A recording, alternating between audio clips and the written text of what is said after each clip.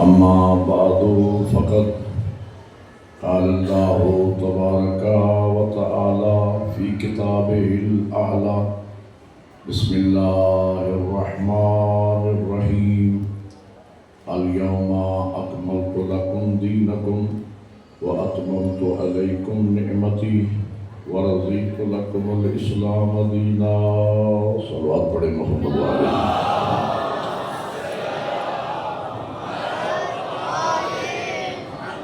برادران ایمانی موالیان حیدر کرار و عاشقان حسین ابن علی، آج کی یہ مجلس ہمارے سلسلے کی چھٹی مجلس ہے اور میں نے آپ حضرات کے سامنے قرآن مجید کی اس آیت مجیدہ کی تلاوت کا شرف حاصل کیا ہے کہ جو ولایت امیر المومنین کے اعلان کے بعد اللہ نے سند کے طور پر یہ آیت مجیدہ نازل فرمائی کہ آج کے دن ہم نے آپ کے دین کو مکمل کر دیا ہے، اپنی نعمتیں آپ پہ تمام کر دی ہیں اور آج ہم دین اسلام سے راضی ہو گئے.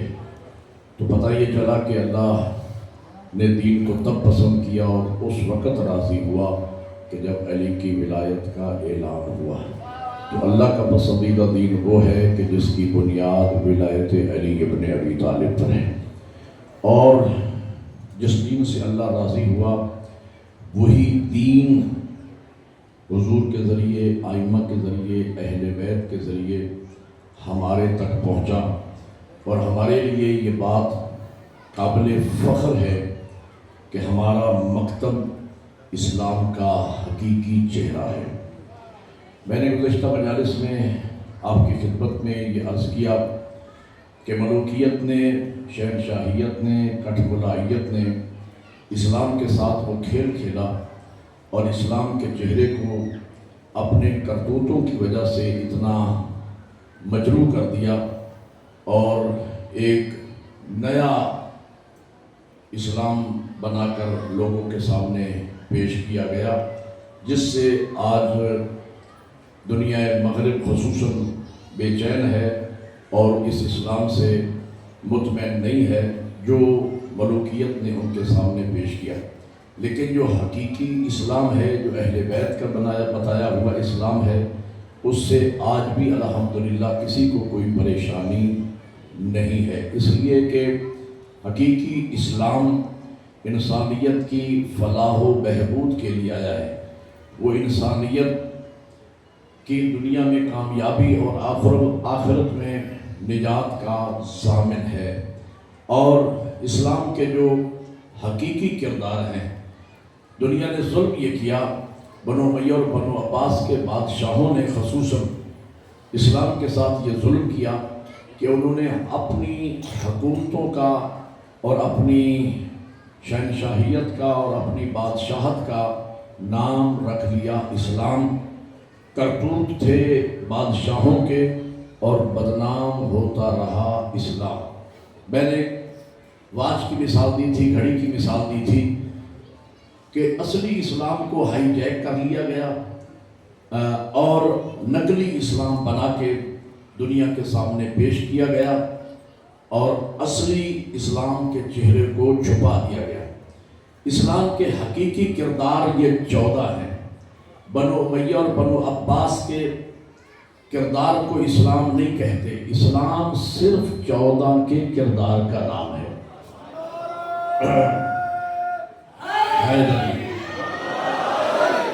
ایک گفتگو میں یہاں کرنا چاہتا ہوں، اس کا کچھ حصہ میں چند سال پہلے جناب سیدہ کے ایام میں جب مجھے بلایا گیا تھا ڈبلیو بلاک میں غالباً، تو وہاں میں نے اس موضوع پہ نسبتاً بات کی تھی، لیکن وہاں چند افراد تھے اور اب یہاں ہزاروں کا مجمع ہے.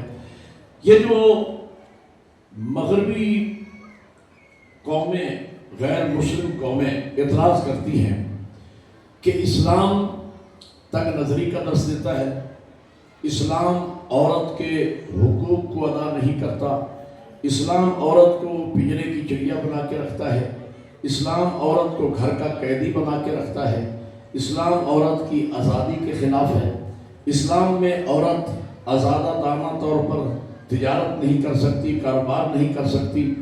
اصل میں مغربی میڈیا نے اسلامی عورت دیکھی ہی نہیں، انہوں نے طالبانی عورت دیکھی ہے.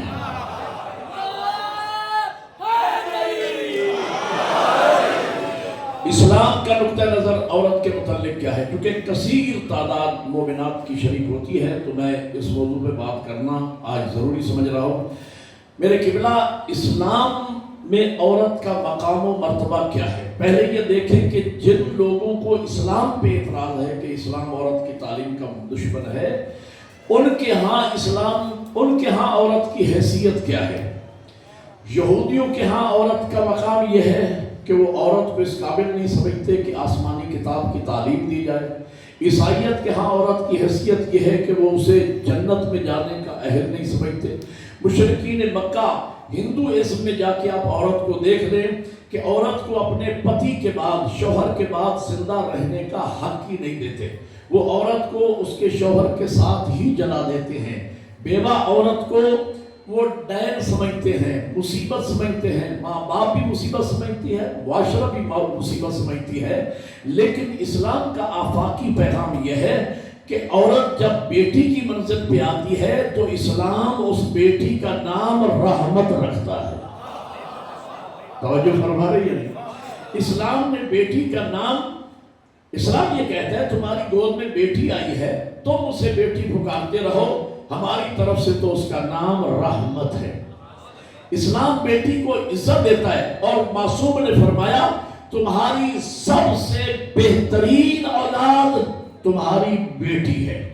اسلام کا یہ بھی اسلام کا پیغام ہے کہ جب باپ باہر سے کوئی تحفہ لے کے آئے تو سب سے پہلے بیٹی کو دے.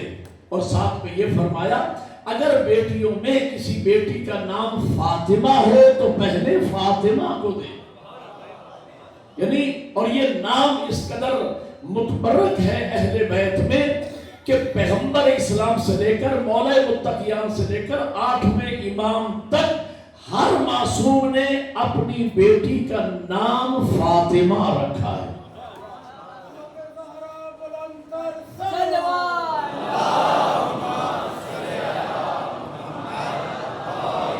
اور پیغمبر نے فرمایا کہ جس گھر میں فاطمہ نام کی بیٹی ہوگی اللہ اس گھر میں غربت کو داخل نہیں ہونے دیتا. یعنی یہی وجہ ہے کہ مولا حسین علیہ السلام کو اللہ نے جتنی بیٹیاں دی، امام نے ہر بیٹی کا نام فاطمہ رکھا. جتنے بیٹے عطا فرمائے ہر بیٹے کا نام علی رکھا. اور میں نے پڑھا کتابوں میں کہ شام کے دربار میں یزید ملعون نے مولا سید سجاد علیہ السلام سے پوچھا قیدی آپ کا نام کیا ہے؟ امام فرماتے ہیں کہ میرا نام علی ابن الحسین.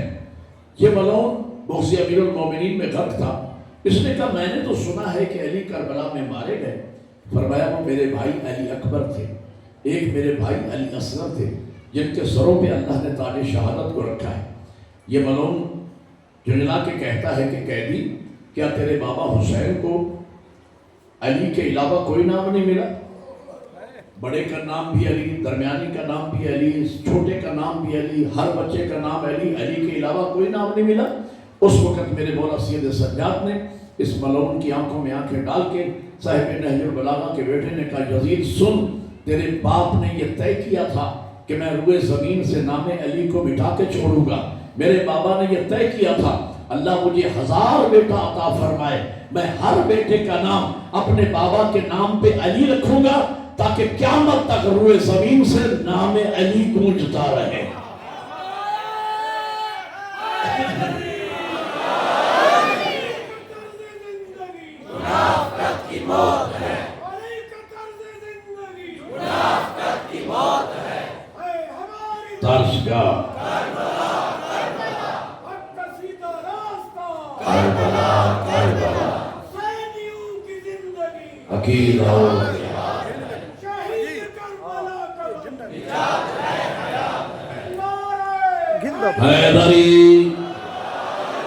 اسلام نے یہ پیغام دیا کہ اللہ جس کو 4 بیٹیاں عطا فرمائے پیغمبر فرماتے ہیں اور وہ ان کی تربیت میری بیٹی سیدہ کی سیرت کی روشنی میں کرے تو وہ قیامت کے دن میرے ساتھ لوائے الحمد کے نیچے یوں ہوگا جیسے یہ 2 انگلیاں ہیں.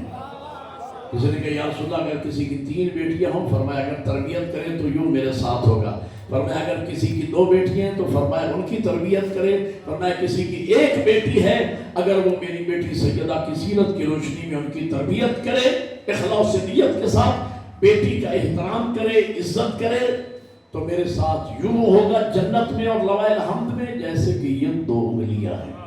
ایک صحابی بیٹھے تھے حضور کی صحبت میں، اس کو کسی نے آ کے بتایا کہ اللہ نے آپ کو 4تھی بیٹی عطا فرمائی ہے۔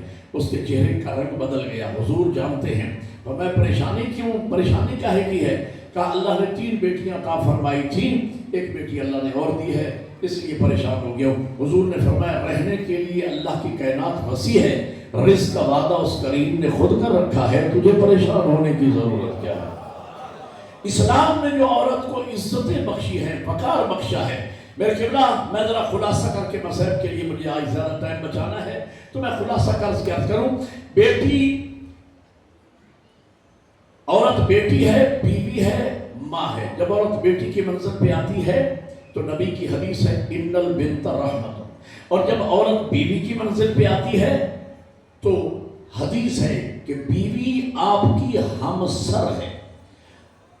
میرے قبلہ ہمارے سوسائٹی اور معاشرے کے رسم و رواج کا نام اسلام نہیں، قرآن و تعلیمات اہل بیت کا نام اسلام ہے۔ آپ کے گھر میں عورت کو بیوی کی حیثیت سے بھیجا گیا ہے۔ اب سوسائٹی اور معاشرہ اس کو باورچن بنا دے، دھوبن بنا دے، گھر کا چوکیدار بنا دے، بچوں کی آیا بنا دے، اس میں اسلام کا کوئی قصور نہیں ہے۔ اسلام نے عورت کو بیوی بنا کے تمہارے گھر میں بھیجا تو اسلام نے اصطلاح استعمال کی ہے کہ وہ تمہاری ہمسر ہے۔ مربت میں وہ یہ کام کرتی ہے، آپ کے کپڑے بھی دھوتی ہے، آپ کو کھانا بھی بنا کے دیتی ہے، یہ اس کی کوآپریشن ہے آپ کے ساتھ، ورنہ اس پہ واجب نہیں ہے۔ شریعت تو یہاں تک کہتی ہے کہ اگر آپ کی بیوی آپ کے بچے کو دودھ پلانے کی اجرت مانگ لے تو عزت اسی میں ہے کہ معاملہ طے کر لو کہ کتنے میں پلاؤ گی۔ آپ اس کو مجبور نہیں کر سکتے ہیں۔ نان نفقے کی ذمہ داری بھی اللہ نے مرد پہ رکھی ہے۔ عورت کی ساری ذمہ داریاں، اس کا لباس، اس کی ضروریات زندگی، کھانے پینے کی ذمہ داری بھی مرد کی ہے۔ حتیٰ کہ اس طرح میں ہے کہ نان نفقہ دینا مرد کی زندگی ہے، مرد کی ذمہ داری ہے، اور نان روٹی کو کہتے ہیں، آٹے کو نہیں کہتے۔ اور ہماری پاکستانی اور انڈین عورت بہت سادہ عورت ہے، اس کی سادگی کی دلیل یہ ہے کہ یہ اپنے شوہر کو روٹی بنا کے دیتی ہے۔ بہر ملکوں میں آپ چلے جائیں، عرب ملک میں چلے جائیں یا غیر عرب ملکوں میں چلے جائیں، وہاں روٹی عورت نہیں بناتی، مرد بازار سے روٹی خرید کے لاتا ہے۔ ایران میں آپ زیارت کے لیے گئے ہوں گے تو وہاں علماء امامہ ابا کبا پہنے ہوئے ہاتھ پہ روٹیاں لے کے جا رہے ہوتے ہیں۔ تو بہرحال میں کہنا یہ چاہ رہا ہوں، بیٹی ہے تو رحمت، بیوی ہے تو ہمسر، اور جب عورت ماں کی منزل پہ آتی ہے تو مظہر صفات خدا بن جاتی ہے۔ یہ قصیدے ہیں جو میں آپ کو سنانے لگا ہوں، اس سے بہتر قصیدہ مجھے یاد نہیں ہے۔ عورت ماں کی منزل پہ آتی ہے، مظہر صفات خدا بن جاتی ہے۔ خالق وہ ہے، ذریعہ خلقت ماں ہے، متکلم وہ ہے، ایک ایک حرف کر کے سکھانے والی ماں ہے، رازق حقیقی وہ ذات ہے۔ دعائے مشرور میں مولا امیر فرماتے ہیں یا رازق طفل الصغیر، اے چھوٹے بچے کو رزق دینے والی ذات، چھوٹے بچے کا رازق وہ ہے، ذریعہ رزق اللہ نے ماں کو بنایا ہے۔ رحیم و کریم اصلاً وہ ہے، ذریعہ رحم و کرم اللہ نے ماں کو بنا کے بھیجا ہے۔ ذریعہ رحم و کرم، ماں والے بیٹھے ہو، ذریعہ رحم و کرم، اور اس شرط کو بھی جانے دیجئے کہ ماں انسان کی ہو یا ماں حیوان کی ہو، ماں کسی چرند کی ہو، ماں کسی درند کی ہو، ماں کسی پرندے کی ہو، چوزے کی ماں مرغی ہو یا بچونگڑے کی ماں بلی ہو، یا کٹے کی ماں بھینس ہو، یا بچڑے کی ماں گائے ہو، یہ جو ماں بچے سے پیار کرتی ہے یہ ماں کا پیار نہیں ہے، یہ خدا ہے جو ماں کے وسیلے سے مخلوق سے پیار کرتا ہے۔ ایک مل کے ہے بھائی، یہ خدا ہے جو ماں کے وسیع دلیل ہے. میرے پاس بڑی خوبصورت دلیل ہے. جب میں یہ دلیل دیتا ہوں تو بڑی خوشی اور روحانی سکون حاصل ہوتا ہے. دلیل یہ ہے کہ میری اور آپ کی محبتوں کا سمندر جو ماں کے دل میں ہے، یہ دل خود بخود نہیں بن گیا. اس دل کا بھی کوئی خالق ہے، اس دل کا بھی کوئی بنانے والا ہے. سوچو جب ماں ایسی بنائی ہے تو خود کیسا ہو.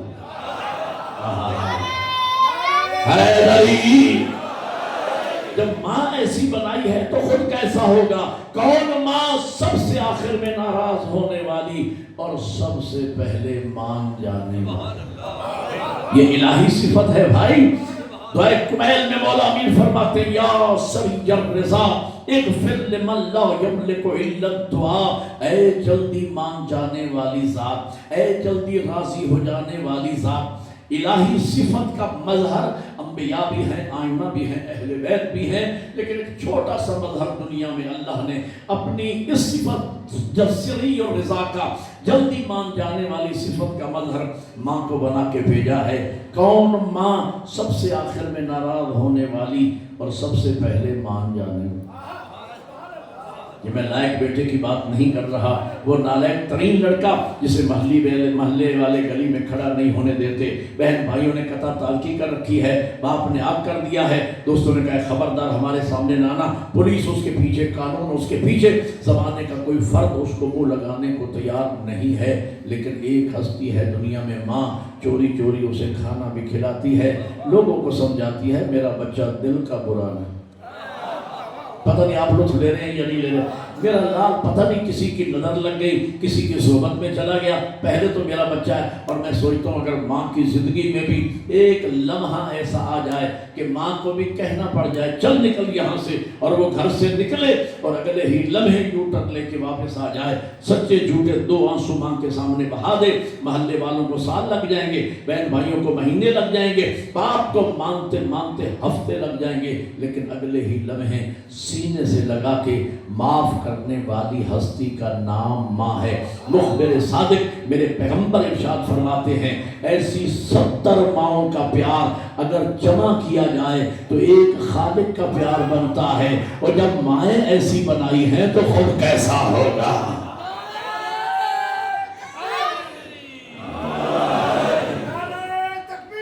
اللہ اکبر. مل کے عبادت کریں سارے بولے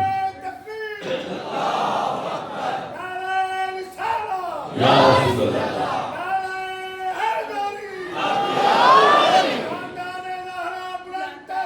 صلوات. ایک بات یاد رکھنا، اسلام میں مرد عورت برابر ہیں. انسان ہونے کے ناطے مرد عورت میں کسی کو کسی پر کوئی فوقیت نہیں ہے. ان اکرمکم عند اللہ اتقاکم. مرد عورت میں اللہ کے نزدیک پسندیدہ وہ ہے جو تقوی میں بلند ہے. عورت تقوی میں بلند ہے، اللہ کو وہ زیادہ پسند ہے. مرد تقوی میں بلند ہے، اللہ کو وہ زیادہ پسند ہے. انسانیت کے 2 سینے ہیں، ایک سینے کا نام مرد، ایک سینے کا نام عورت. انسانیت کی گاڑی جو حضرت آدم و حوا سے چلی ہے اس کے 2 پہیے ہیں، ایک پہیے کا نام مرد ہے. پہیے دونوں بیلنس میں ہو تو گاڑی صحیح چلتی ہے. یہ انسانیت کی گاڑی کے 2 پہیے ہیں اور بیلنس میں ہیں، دونوں برابر ہیں، دونوں میں کوئی فرق نہیں ہے. تقوی میں جو بلند ہے اللہ کو وہ زیادہ پسند ہے. یاد رکھنا یہ غیر مسلم قومیں اسلام پہ اعتراض کرتی ہیں. اسلام واحد مذہب ہے جس نے مرد عورت کو برابر کے حقوق دیے ہیں. حقوق مرد عورت کے برابر ہیں لیکن امتیازی ہیں. امتیازی کا مطلب یہ ہے کہ مرد کی نماز جتنا ثواب مسجد میں رکھتی ہے عورت کی نماز اتنا ہی ثواب گھر. اسلام نے عورت کو زیادہ عزت دی ہے کہ اس کے گھر کو اللہ نے مسجد کے حکم میں رکھا ہے تو گھر میں نماز پر ثواب مسجد والا ملے گا.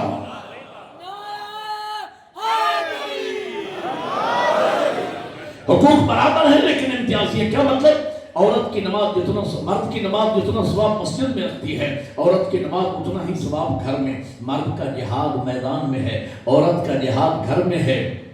مرد شہید کے خون کا پہلا قطرہ زمین پہ گرتا ہے، جس طرح اللہ اس کے صغیرہ و کبیرہ گناہوں کو معاف فرما دیتا ہے۔ پیغمبر فرماتے ہیں اسی طرح جب مومنہ عورت گھر میں بچے کو جنم دیتی ہے، اس کی مثال اس شہید کے برابر ہے۔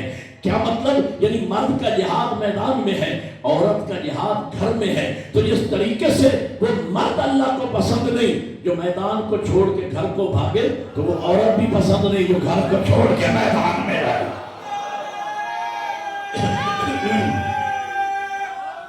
حیدری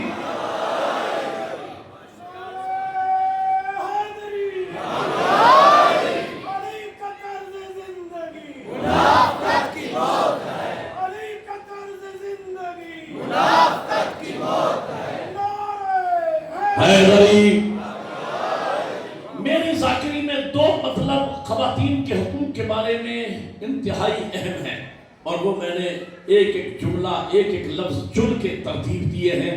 میں چاہتا ہوں کہ آپ تک پیغام پہنچاؤں اور مسائل کی طرف چلا جاؤں۔ اسلام نے عورت کو یہ عزت بخشی ہے کہ مرد کی زندگی کا مکمل کنٹرول اللہ نے عورت کے ہاتھ میں رکھا ہے۔ اس کی مثال ذاکری انداز میں یوں دیا کرتا ہوں کہ مرد کی زندگی اگر ہوائی جہاز ہے تو اس کا پائلٹ اللہ نے عورت کو بنایا۔ مرد کی زندگی اگر کار ہے اس کا ڈرائیور اللہ نے عورت کو بنایا۔ اب میں ذرا سپیڈ بڑھا رہا ہوں، جلدی کر رہا ہوں تاکہ میں وقت بچا سکوں، آپ نے میرا ساتھ دینا ہے۔ ہم دیکھو، عورت بیٹی ہے، بیوی ہے، ماں ہے۔ مرد پیدا ہوتا ہے اپوزٹ چلتا ہے، پہلے ماں کو دیکھتا ہے، پھر بیوی کو، آخر میں بیٹی کو۔ ہم پیدا ہوئے، سب سے پہلے عورت نے ہمیں ماں بن کے سنبھالا، سینے سے لگا کے رکھتی ہے تو ماں، دودھ پلاتی ہے تو ماں، گرمی سے بچاتی ہے تو ماں، سردی سے بچاتی ہے تو ماں، حادثات سے بچاتی ہے تو ماں، نگاہوں کے سامنے پالتی ہے تو ماں۔ ہم تھوڑے سے بڑے ہو گئے، کھانا خود کھانے لگے، پکا کے ماں دیتی رہی، لباس خود پہننے لگے، سی کے ماں دیتی رہی۔ ہم سکول جانے کے قابل ہوئے تو نہلایا ماں نے، وردی پہنائی ماں نے، بستہ لٹکایا ماں نے، دروازے تک چھوڑنے آئی ماں، گھنٹوں بیٹھ کے انتظار کیا ماں نے۔ ہم سکول سے واپس آئے تو بستہ ماں نے اتارا، وردی ماں نے چینج کی، ایک ایک لقمہ کر کے ماں نے کھلایا۔ ہم پرائمری اسکول میں گئے، مڈل میں گئے، ہائی میں گئے، کالج میں گئے، یونیورسٹی میں گئے، ہم پڑھ لکھ کے عالم ہو گئے، انجینئر ہو گئے، ڈاکٹر ہو گئے، سیاستدان ہو گئے، اور ماں بیچاری بوڑھی ہو گئی۔ اب اس کی نگاہیں اس قابل نہیں ہیں کہ آپ کی شیروانی کا بٹن ٹانگ سکے۔ اب وہ ادھر ادھر برادری میں جاتی ہے اور آپ کے لیے ایک اور عورت کا انتخاب کر کے لاتی ہے اور آپ کو اس کے حوالے کر دیتی ہے۔ وہ لمبی مسافت میں ٹرین کا ڈرائیور بدل گیا، پہلے عورت ماں بن کے بیٹے کو لے کے چل رہی تھی، اب عورت بیوی بن کے شوہر کو لے کے چل رہی ہے۔ کھانا بنا کے دیتی تو بیوی، لباس تیار کر کے دیتی ہے تو بیوی، اور شوہر تھکا ہوا ہے تو زور دے کے سلاتی ہے تو بیوی، شوہر پریشانی میں ہو تو مصلی بچھا کے دعائیں مانگتی ہے تو بیوی، بیوی ہے کہ شوہر کو لے کے چل رہی ہے۔ 30-35 سال کا ساتھ گزرا، آپ بھی بوڑھے ہو گئے، اس بیچاری کو بھی بلڈ پریشر رہنے لگا۔ ایک دن آپ گھر میں تشریف لائے، آپ نے کہا بیگم آج میرے داڑھ میں درد ہے، آج میں لیکوڈ غذا کھاؤں گا، ٹھوس غذا نہیں کھا سکتا۔ تو بیگم نے کہا صاحب دو کھانے مجھ سے بھی نہیں بنتے، میں نے لنگر پکا کے رکھ دیا ہے فریج میں، اٹھائیے اوون میں گرم کیجیے، تناول فرمائیے۔ اب آپ لیٹے ہیں کہ اب میں کیا کروں؟ اتنے میں ایک اور عورت کی آواز آئی، ابا پریشان نہ ہو، بیٹی کس کی؟ اب بیٹی نیک ہے، بیٹی تربیت یافتہ ہے، بڑھاپا اچھا گزر جائے گا۔ توجہ فرما رہے، کھانا بنا کے دیتی ہے تو بیٹی، لباس تیار کر کے دیتی ہے تو بیٹی، اور بابا بیمار ہو تو نرسنگ کا کام کرتی ہے تو بیٹی، بابا تھکے ہوا ہے تو زور دے کے سلاتی ہے تو بیٹی، بابا پردیس میں ہو تو مصلی بچھا کے دعائیں مانگتی ہے تو بیٹی، بیٹی ہے کہ باپ کو لے کے چل رہی ہے۔ آخری مطلب، اور یہیں سے مصائب کی طرف جا رہا ہوں، اس لیے کہ مسلم کی بھی خواہش ہے کہ مصائب کے لیے زیادہ وقت بچایا جائے، اور میں بھی چاہتا ہوں کہ آج سے شہادتیں شروع ہو رہی ہیں کہ میں مصائب کے لیے زیادہ وقت دوں۔ میرے قبلہ، عورت مرد کی زندگی پہ کس طرح اثر انداز ہوتی ہے، اب سنیے گا، ایک ایک جملہ کہوں گا صرف۔ اگر عورت ماں بن کر بیٹے کی زندگی پہ اثر انداز نہ ہوتی تو صاحب نہج البلاغہ امام کبھی اپنے بھائی عقیل کو یہ شرف عطا نہ فرماتے، اپنے بھائی عقیل سے کبھی نہ کہتے عقیل بھائی، عرب کے کسی بہادر ترین خاندان سے میرے لیے ایک ایسی خاتون کا انتخاب کرو جس سے اللہ مجھے ایسا عظیم فرزند عطا فرمائے، وَيَكُونُ عَوْنًا لِلْحُسَيْنِ، جس طرح میں نبی کا مددگار رہا وہ میرے حسین کا مددگار بنے۔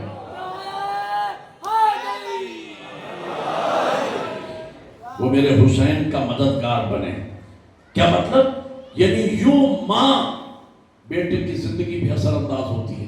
اچھا میں سوچتا ہوں کیا بیٹے کو بہادر بنانے کے لیے علی مرتضیٰ شیر خدا کے خون کی گرمی کیا کم تھی کہ ماں تلاش کی جا رہی ہے؟ اور ٹھیک 34 سال کے بعد میرے مولا سرکار وفا نے اپنے بابا کے فرمان کو یوں سچ ثابت کر کے دکھا دیا، اس لیے کہ ہزاروں کے لشکر سے دریائے فرات کے کنارے کو خالی کروا لینا اگر شیر خدا کے خون کی گرمی کی تاثیر تھی تو 3 دن کے بھوکے اور پیاسے کا بھرے دریا سے پیاسا نکل آنا یہ ماں کے دودھ کی تاثیر تھی۔ یوں عورت ماں بن کر بیٹے کی زندگی بھی اثر انداز، اور یہ میسج میں اکثر نوجوانوں کو متوجہ کرتا ہوں، اور اس کے بڑے اثرات بھی میں نے دیکھے ہیں، نوجوانوں کے خیالات تبدیل ہوتے بھی میں نے دیکھے ہیں۔ جہاں جہاں میں نے یہ پیغام پہنچایا ہے کہ جب شادیاں کرو اللہ نصیب کرے تو اپنے لیے بیوی ڈھونڈ کے نہ لانا، اپنی نسل کی ماں ڈھونڈ کے لانا۔ مائیں نسلوں پہ اثر انداز ہوتی ہیں، اپنی نسل کی ماں ڈھونڈ کے لانا۔ اور اس بات کو بھی یاد رکھنا، آج سوشل میڈیا کا زمانہ ہے، انٹرنیٹ کے ذریعے، فیس بک کے ذریعے، واٹس ایپ کے ذریعے، سوشل میڈیا کے ذریعے بنائی جانے والی بیویاں تمہیں خمینی پیدا کر کے نہیں دیں گی۔ جو عورت ماں بن کے بیٹے کی زندگی پہ اثر انداز ہوتی ہے، اور عورت بیوی بن کے شوہر کی زندگی پہ کس طرح اثر انداز ہوتی ہے، آپ نے سنا ہوگا حضرت زہیر ابن قین کا نام، یہ کربلا کا شہید ہے۔ کربلا کے شہداء انصار حسین کا مقام و مرتبہ اس قدر بلند ہے کہ 12ویں امام یہ کہتے ہوئے نظر آتے ہیں، بے ابی انت و امی یا انصار الحسین، میرے بابا حسین کے ساتھیوں تم پہ میرے ماں باپ قربان ہو جائیں۔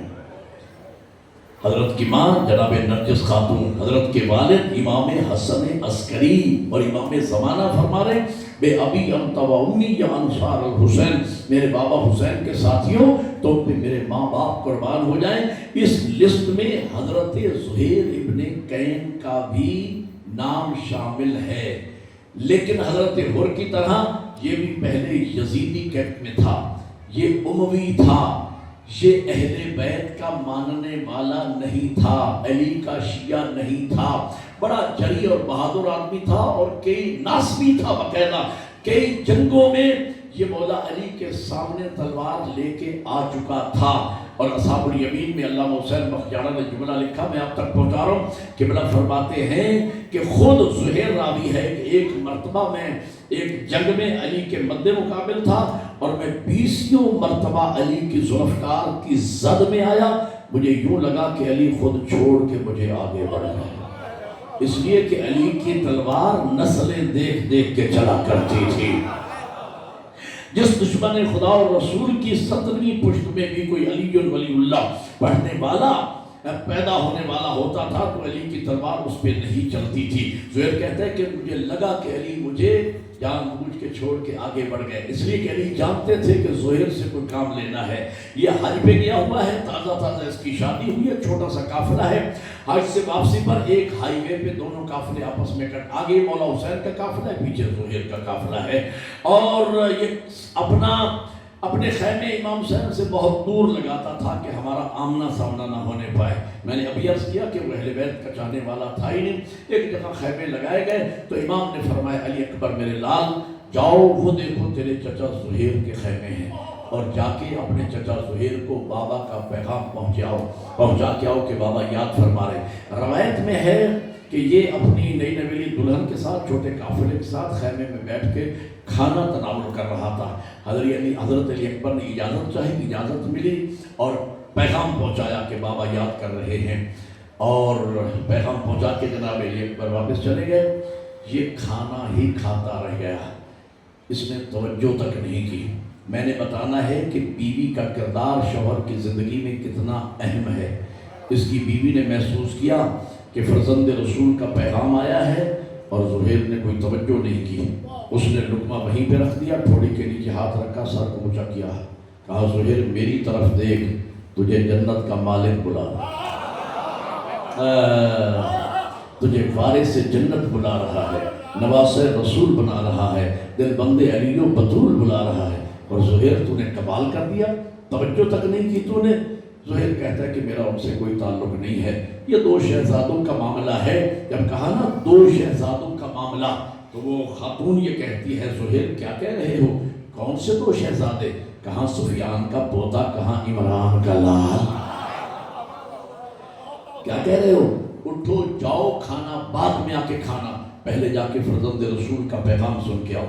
بیوی نے ضد اور اصرار کر کے اٹھایا، بازو سے پکڑ کے خیمے کے دروازے پہ لائی اور وہاں سے نکالا، جاؤ وہ دیکھو سیدہ کلال کے خیمے۔ بات سننے میں کیا حرج ہے؟ جاؤ بات تو سنو، دیکھو سیدہ کلال فرماتے کیا ہیں۔ ایک مرتبہ گئے، صاحب نہج البلاغہ کے بیٹے نے ہاتھ سے پکڑا، دو جملے ارشاد فرمائے، مختصر یہ، گیا تھا تو یزیدی تھا، پلٹا تو حسینی تھا۔ گیا تھا تو جہنمی تھا، پلٹا تو جنتی تھا۔ مجھے بتانا یہ ہے، اس یزیدی کو حسینیت کا راستہ کس نے دکھایا؟ اس جہنمی کو جنت کے راستے پہ کس نے لگایا؟ بیوی نے۔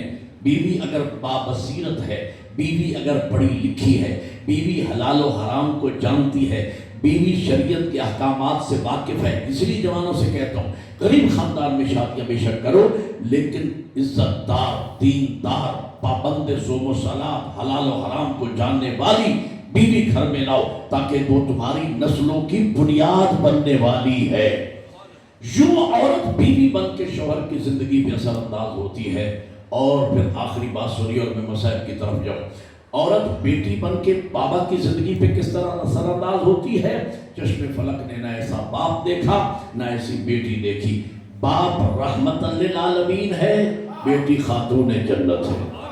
گواہی نبی کی موجود ہے، حضور فرماتے ہیں جب میں امت کا ستایا ہوا تبلیغ دین کر کر کے واپس آتا تھا اور اپنی شہزادی کو دیکھتا تھا تو میرے سارے دن کی تھکن دور ہو جاتی تھی اور دین کی خدمت کا ایک نیا جذبہ ولولہ ابھر کے سامنے آتا تھا۔ ہم عرض کریں گے یا رسول اللہ، دین کے جذبے کا بیٹی کی پیشانی سے کیا ربط ہے؟ تو حضور فرماتے جب میں امت کا ستایا ہوا تبلیغ دین کر کر کے واپس آتا تھا اور اپنی شہزادی کی پیشانی میں نور امامت و ولایت کی جھلک دیکھتا تھا، جو زبان بے زبانی سے کہہ رہی ہوتی تھی، بابا دین آپ پہنچا دو، بچانا میری نسل کا کام ہے۔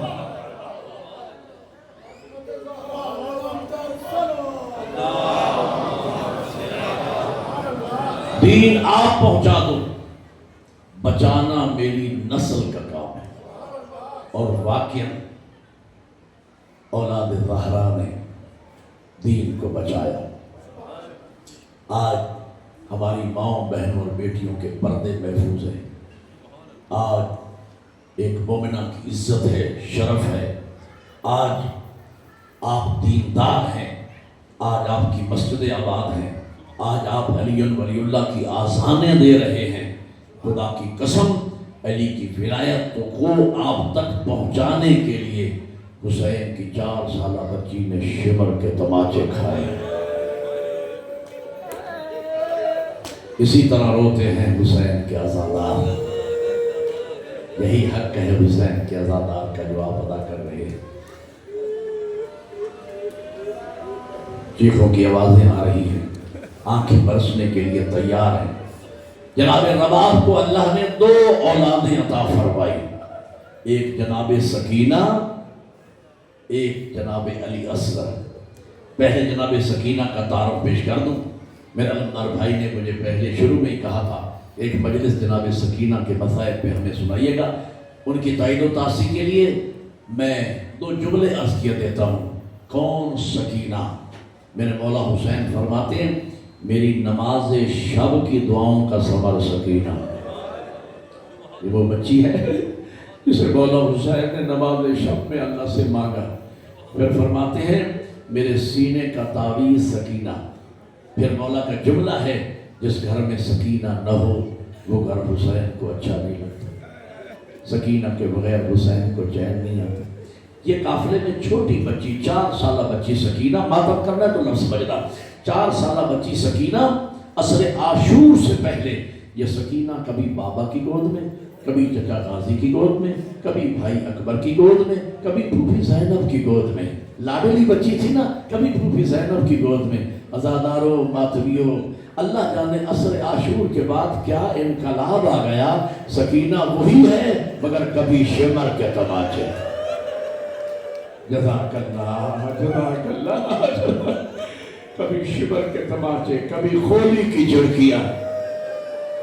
दादी पोती के मसायब बड़े मिलते जुलते मसायब हैं। जनाब ज़हरा के मसायब, वो दादी हैं, जनाब सकीना पोती, मिलते जुलते मसायब हैं।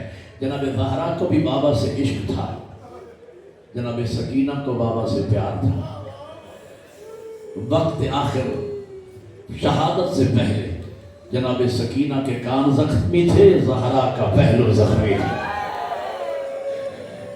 और तब शहादत जनाब ज़हरा ने भी बाबा को ख्वाब में देखा था, जनाब सकीना ने भी बाबा को ख्वाब में देखा था। जनाब रबाब को अल्लाह ने 2 औलाद अता फरमाई। और मैं कहा करता हूँ कि अगर सकीना शाम में ना होती, शाम इतना जल्दी फतह ना होती। इस यतीम बच्ची के बहनों ने शाम के ईवानों को हिला के रख दिया। और खुदा गवाह है, अगर अली असगर मैदान करबला में ना होते तो करबला की जंग रहती, जुल्म न बनती। अज़ादारों ज़रा तसव्वुर करो, करबला से लेकर शाम तक इस नन्हे सर ने लोगों को बताया, लोगों मुझे देखो, करबला में जंग नहीं हुई, जुल्म हुआ है। करबला में जंग नहीं हुई, जुल्म हुआ है। मैंने आलम बुजुर्गवार से जुमले सुने कि सादात का लुटा हुआ काफिला जब शाम में पहुंचा, एक पादरी ने अपने मकान की छत से देखा अली असगर का नन्हा सर। वो दौड़ता हुआ आया, नेज़े के नीचे खड़े होकर कहता है, काश इस बच्चे का कोई वारिस मुझे मिल जाए, मैं उससे पूछूं कि आखिर इस मासूम का जुर्म क्या था। भाई अली अकबर तो लड़े होंगे, अब्बास तो लड़े होंगे, मौला हुसैन ने तो जंग की होगी, इस 6 महीने के बच्चे का क्या कसूर था। ये जुमला जनाब सकीना ने फूफी की गोद में सुन लिया। बीबी सकीना फरमाती है, अम्मा सुन रही हो, करबला में आपके भाई की बात थी, शाम में मेरे भाई की बात है। तो भी अम्मा मुझे इजाजत है कि मैं जाके बताऊं इस बुजुर्ग को कि मेरे भाई का जुर्म क्या था। अगला जुमला सिर्फ रोने का नहीं, माता का जुमला है। का सकीना इजाजत है। तो भी गोद से निकली जनाब सकीना, आके बुजुर्ग का दामन पकड़ा। बुजुर्ग ने मुड़ के देखा, कहा बच्ची तू कौन है? कहा मैं इस गरीब की बहन, इस शहीद की बहन, इस शहीद की बहन। बुजुर्ग तू कुछ पूछ रहा था? क्या बेटा मैं पूछ ये रहा था, इसका कोई वारिस मिले, मुझे बताए इसका जुर्म क्या है। कहा बुजुर्ग ये मेरा भाई था, मेरे भाई का जुर्म सिर्फ इतना था कि वो दुश्मनों से पानी मांगता था। बुनियादी तौर पर मेरा ताल्लुक देहाती इलाके से, रहता मैं लाहौर में हूँ, लेकिन हवाई इलाका मेरा पीर महल देहाती इलाका है। देहातों में मेरी माँ बहनें और बेटियां भी समाज फरमा रही हैं। मैं देखता हूँ अक्सर देहाती इलाकों में ना, जब औरतें छोटे 6 महीने के बच्चे को पानी पिलाने लगती है ना, बड़े बर्तन में पानी नहीं लेती, छोटे से बर्तन में पानी ले लेती हैं, उसमें 2-4 उंगलियां डबो के बच्चे के मुंह से लगाती हैं, बच्चा सैराब हो जाता है। मुझे बताओ जिस दरिया से घोड़े पानी पी रहे थे, तैयारी करो मसाइल की, जिस दरिया से ऊंट पानी पी रहे थे, अगर सकीना के भाई को 2 कतरे पानी के मिल जाते, क्या दरिया खुश्क हो जाता? अज़ादाराने हुसैन, मेरे मौला हुसैन ने 4थी मर्तबा जब इस्तिगासा बुलंद किया ना, हल मिन नासिरिन यंसुरना, है कोई मुझ गरीब की मदद करने वाला। रवायत में है कि खैमे में, जनाब रबाब के खैमे में कोहराम बर्पा हुआ। मेरे मौला हुसैन उठे, खैमे पर पहुंचे। जब खैमे के अंदर दाखिल हुए, क़यामत का मंजर था। अली असगर ने अपने आप को पगूड़े से उतारा हुआ है और ज़बान बेज़ुबानी से कह रहे हैं, लब्बैक या अबा अब्दिल्लाह, ओ बाबा गरीब ना कहला, मुझे मैदान ले चल। कहा रबाब असगर को तैयार करो। अली असगर को तैयार किया गया। मेरे इमाम ने फरमाया मैं असगर को ले जाता हूँ फौज अश्किया के सामने, कहीं ये क़यामत के दिन हुज्जत तमाम न करे कि हमें क्या मालूम था कि खैमे में कोई 6 महीने का बच्चा भी था, अगर हमें पता होता तो हम पानी पिला देते। हुज्जत तमाम करने चला हूँ। इमाम ने अली असगर को उठाया, फौज अश्किया के सामने लाए, कहा ऐ मेरे नाना की नाहिल उम्मत, तुम्हारी निगाह में अगर कसूरवार है तो हुसैन है। ये 6 महीने का बच्चा 3 दिन से इसकी माँ भूखी और प्यासी है, ये बच्चा भी प्यासा है। एक घूंट पानी का बच्चे को पिला दो। अज़ादारों, सवाल करना बहुत मुश्किल काम है, किसी से सवाल करना बहुत मुश्किल। इमाम ने सवाल किया, जवाब में तीर आया, एक किस्म का तीर था। एक मलौन कहता है, हुसैन पानी खुद पीता है, नाम बच्चे का लेता है।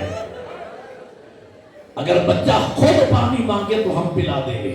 इमाम ने खाक पे लिटाया अली असगर को, बोसा देके कहा, मेरे लाल, मैं सच्ची माँ का बेटा, ये मुझे झुठला रहे हैं, मेरी सदाकत की गवाही दो मेरे लाल। अली असगर के लब मुतहर्रिक हुए, आवाज आई, आना अदशान, लोगों में प्यासा। अदशान की नून खत्म नहीं हुई, फौज अशिया मुंह फेर के रोने लगी। ये तारीख के लफ्ज़ हैं, रोने लगी। किसी शायर ने मंजर पेश किया अली असगर के निहात का, असगर जिगर को थाम के रोती है फौज शाम, तुम तीर खा के आए हो या तीर मार के। ये 6 महीने के बच्चे का जिहाद है। अली असगर, उमर साहब कहते हैं फॉर्मूले से, फॉर्मूला इकता कलाम हुसैन, हुसैन के कलाम को कता करो वरना फौज बाकी हो जाएगी। इस मलौन ने 3 नोकों वाला तीर कमान में डाला। इससे बड़ा क्या मसाइब है, इसलिए कि छोटे बच्चे के लिए तो कोई तीर बना ही नहीं था, 6 महीने के बच्चे के लिए तो कोई तीर बना ही नहीं था। 3 नोकों, और अरब में उस तीर के बारे में है कि ये वो तीर था जिससे अरब ऊँटों को नहर किया करते थे। और अल्लामा ज़ैदी साहब किबला फरमाया करते थे, मसाइब का लफ्ज़ किबला फरमाते, तीर का वजन बच्चे के वजन से ज्यादा था। अगला जुमला मातम का है, फरमाते हैं अगर वो तीर अली असगर के गले से निकलकर इमाम हुसैन के बाजू में पैवस्त न होता तो जहां जहां तीर जाता असगर का लाशा साफ आ जाता।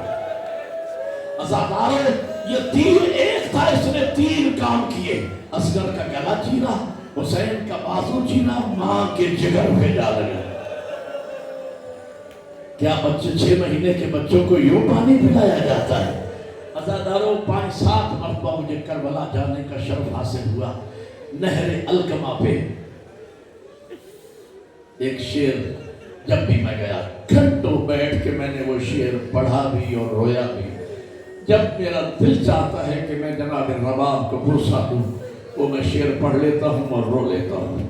आपको भी सुना देता हूँ, शायद इबादत हो जाए। शायर ने क्या दर्द रखा माँ का। फरमाते हैं नहरे अलकमा, हजारों साल नहरे अलकमा बहती रहे लेकिन कलेजा मादरे असगर का ठंडा हो गया। हजारों साल नहरे अलकमा बहती रहे लेकिन कलेजा मादरे असगर का ठंडा हो नहीं सकता। तीर लगा, इमाम ने अगले जुमले मेरे नहीं, अल्लामा आज़म ज़ैदी साहब ने खतीब आले मोहम्मद में लिखे। तीर लगा, इमाम फरमाते असगर मेरे लाल, मैंने तीर खींचना है। अली असगर जुबान बेजुबानी से फरमाते बाबा तीर जैसे मर्जी आए खींचिए, पहले ये बताइए मेरी माँ तो राजी। माँ ने कहा था मेरे लाल मुझे सुरखरू करना, कहा अली असगर मैं राजी, मेरा नाना राजी, मेरा अल्लाह राजी। मेरे मौला ने तीर को खींचा, खून का फुवारा निकला, जमीन पर फेंकना चाह रहे हैं, जमीन से आवाज आई हुसैन अगर ये नहा खून जमीन पे आया क़यामत तक सब्जा ना होगा। आसमान की तरफ फेंकना चाह, आसमान से आवाज आई क़यामत तक बारिश न होगी। और मीर अनीस ने कहा अफसरदा है आसमान राजी जमीन नहीं, असगर तेरे खून का ठिकाना कहीं नहीं। मेरे मौला हुसैन ने खून को अपने खिजाब किया, अपनी रीश मुबारक से खिजाब किया। करबला में जल्जला आया, कहा क़यामत के दिन अर्श इलाही को पकड़ के कहूंगा मालिक क्या कसूर था मेरे बेटे। अज़ादर अली असगर को लिया, मेरे पास टाइम बहुत थोड़ा बच गया है। अली असगर को लिया, कल मैं इससे भी ज्यादा टाइम बचाऊंगा मसाइब के लिए। हाँ, अली असगर को लिया, जनाब रबाब के खैमे के पिछली जानिब आए, जनाब रबाब को बुलाया, रबाब तेरा सरताज अकेला रहेगा, काम 2 है, हुसैन अकेला है। बीबी फरमाती है यह है वफादार ज़ौजा जिसने कहा था मेरे सरताज तेरी लाश को धूप पे देख के जा रही हूँ, ساری زندگی نہ سائے میں بیٹھوں گی نہ ٹھنڈا پانی پیوں گی. کہا میرے سردار گھبرا نہیں، جو مشکل کام ہے وہ میرے حوالے کر. عزادارو اللہ جانے آسمان پھٹا کیوں نہیں، قیامت آئی. قیامت کا منظر تھا ماں کے ہاتھوں پہ اصغر کی لاش. ضعیف باپ قبر کھود رہا ہے، قبر کھودی علی اصغر کو لٹایا. کربلا کی ریت علی اصغر کے پاؤں پہ آئی، زانوں پہ آئی، سینے پہ آئی. جب چہرے پہ آنے لگی حسین نے وہ پھیر لیا.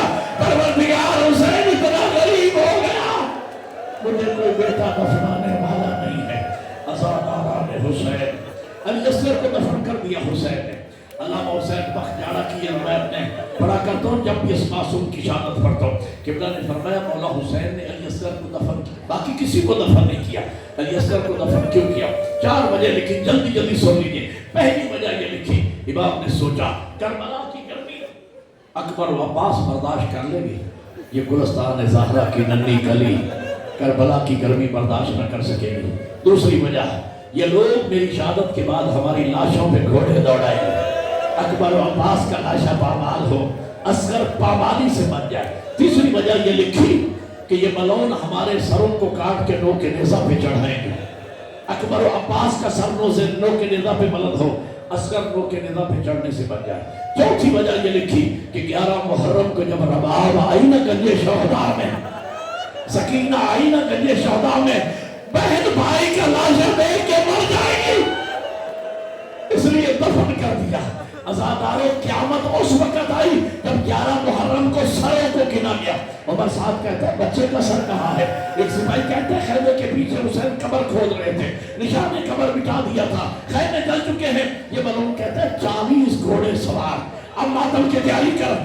چھوٹی اولاد والا شیعہ، اس سے بڑا مسائل نہیں ہے خدا کی قسم. اس اشرے میں عزاداران حسین 40 گھوڑے سوار گھوڑوں پہ سوار ہو گئے، زمین پہ نیزے مارتے جا رہے ہیں اور اصغر کو تلاش. ایک ملعون نے نیزہ مارا، نیزہ اٹھا، اصغر کی ننھی لاش نیزے پہ برآمد ہوئی.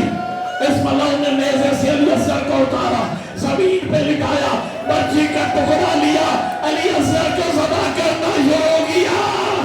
عزادار علی اصغر تیسری مرتبہ ذبح ہو گئے. جزاک اللہ، جزاک اللہ، جزاک اللہ. آخری جملہ عزادار آپ نے گریہ کیا، ہو گئی مجلس. اللہ آپ کے بچوں کو صحت و سلامتی عطا فرمائے. میرا ایک بیٹا بیمار ہے، دعا کرے. باب الحوائج کے صدقے میں اللہ میرے اس بچے کو صحت کاملہ عطا فرما دے. یقیناً آپ کی دعا 100% قبول ہے، یہ میرا تجربہ ہے میں نے جو مومنوں سے، اور اس باب الحوائج کے صدقے میں دعا مانگ رہا ہوں اللہ میرے بچے کو بھی شفا دے. عزادار آخری جملہ، جب 11 محرم کو سیدزادیاں آتی ہیں نا گنج شہداء میں، جناب لیلا پریشان، اللہ جانے میرا اکبر دفن ہوا یا نہیں، فرما پریشان میرا قاسم دفن ہوا یا نہیں، رقیہ پریشان میرا بھائی عباس دفن ہوا یا نہیں. عزادارو اگر مطمئن تھی برابر میرا لال دفن ہو گیا، لیکن اس وقت قیامت کیوں نہ آئی جب جناب لیلا نے اکبر کے سر کو دو کے نیزہ پہ، فرمان قاسم کے سر کو، اور جناب رقیہ نے عباس کے سر کو دیکھا، جگر پھٹ گیا رباب کا. کیا دیکھا علی اصغر کا نظر، نو کے نیزہ پہ بلند ہو کر اپنے بابا کی غربت اور اسلام کی زندگی کا اعلان کر رہا تھا. ماتم حسین.